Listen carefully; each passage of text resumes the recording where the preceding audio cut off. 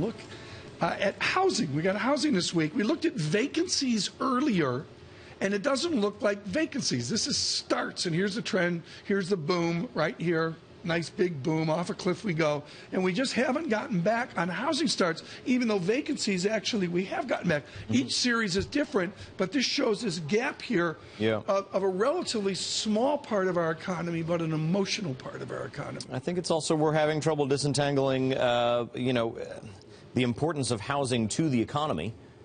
Something we've always relied on as an engine of the economy, and sort of what we actually, the amount and number of houses we actually need, particularly new houses, so that people have roofs over their heads. Julian Emanuel with us with UBS, and this goes into first order, second order, third order effects for housing and things like it.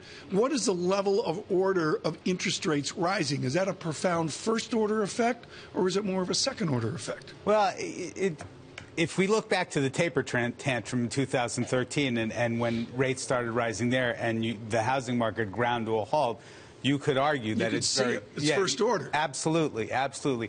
It's a little bit different. We're 2 years in. Rates are, as we all know, psychologically much lower. People are attuned to lower rates. But the other issue is, when are millennials going to have enough confidence to unbundle and, really create more demand? Does Maury Harris and Drew Mattis see that unbundling occurring? Or they do. That's finally picking up? They do. They do. It's like everything else in this post-financial crisis environment. The recovery is slow.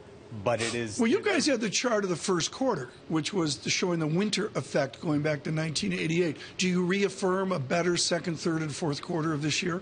Second quarter is better, but not as good as we'd like it. But we're still looking for still close to 3% in the second half. I would say 90% of macroeconomic prediction right now is non-millennials sitting around a table trying to figure out what millennials are going to do. I totally agree. It's way overdone, but maybe with housing, it's got an actually part of it.